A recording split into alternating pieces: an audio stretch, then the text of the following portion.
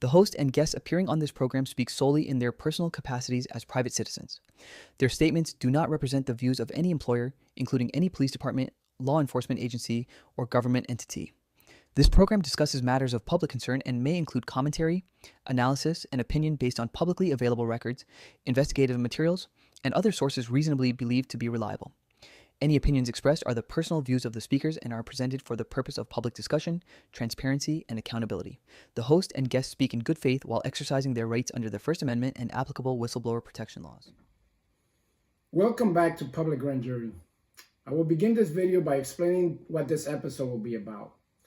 This episode was supposed to have been a continuation of the case presentation, but I have been attacked once again, which forces me to address this latest attack before I continue presenting the case to you.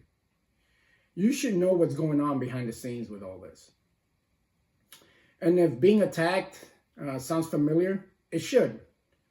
Think back to the beginning, episode 1, when John Adams attacked me in that restaurant. For it was that attack that became the catalyst for me launching this YouTube channel.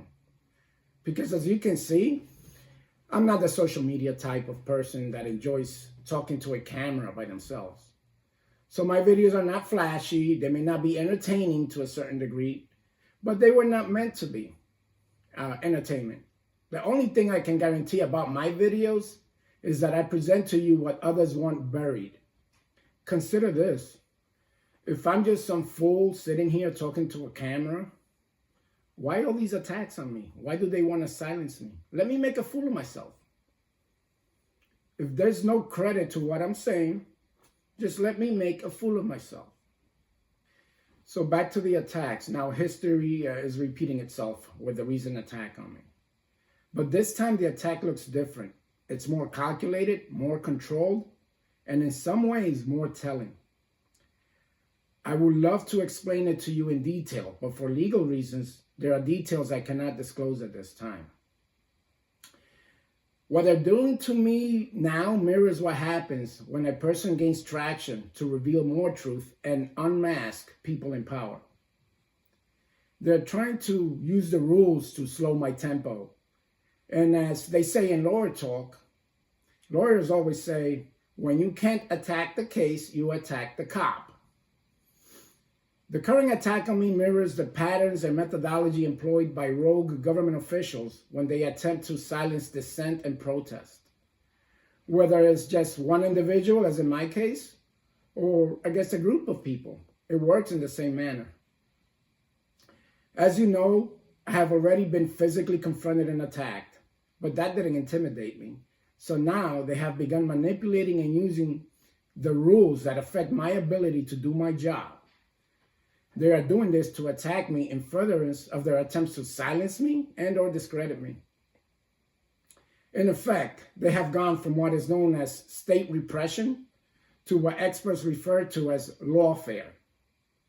To better explain how state repression and lawfare attacks work, I'm going to show you some clips that explain this as presented by an expert in the field.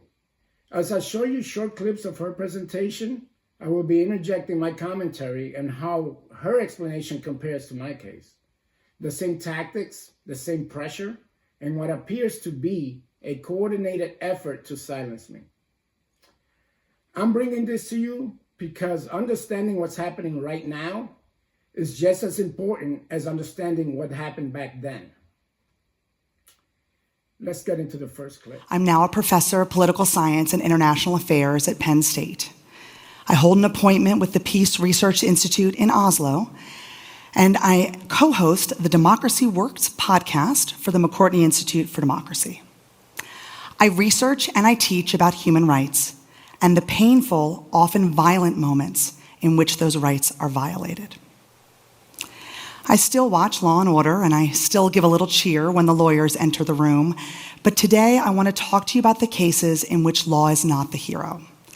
I want to talk to you about something called lawfare, when instead of protecting our rights, laws punish us and take those rights away instead.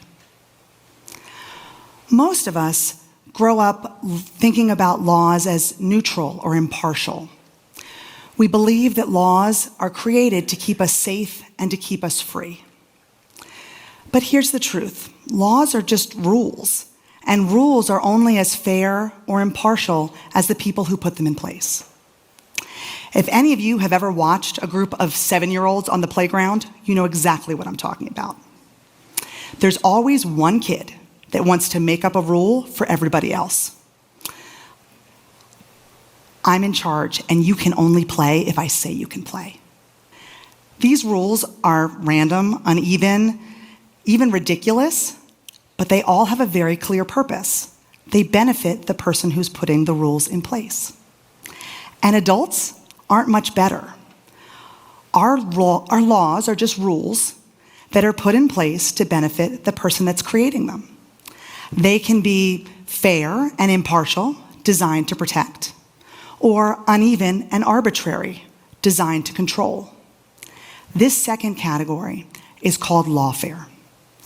And lawfare is when the rulemaker puts rules in place that benefit them. It's when the government designs laws that are meant to take our rights away instead of protecting our rights. Lawfare. So now that you've seen this first clip, and she has so eloquently and clearly explained what lawfare is, let's continue with some of her clips in my commentary, as they will illustrate to you the patterns utilized by government officials and the parallels to my case. Lawfare doesn't look like tanks in the streets or a dictator pounding his fist on a balcony. Lawfare looks like court decisions, like fines, like administrative burdens. Lawfare looks deceptively normal, and that is what makes it so dangerous. As you just saw in that clip, she speaks about dictators exercising control through physical intimidation and abuse, which I submit to you mirrors the first attack on me when John Adams menacingly attacked me at that restaurant a few months ago. In the interest of clarity, let's call that part an example of state repression. However, since that state repression, that intimidation and fear didn't work for them, they have now progressed to lawfare against me. They are doing this by manipulating court decisions, laws, and rules in their attempts to negatively affect my ability to be a cop. Not because I have done anything wrong, but because they don't like what I'm revealing and saying on this channel. Governments decided that it was too costly to use conventional strategies of violence to violate human rights and maintain their power. And so, instead of breaking the law, governments started to change the law.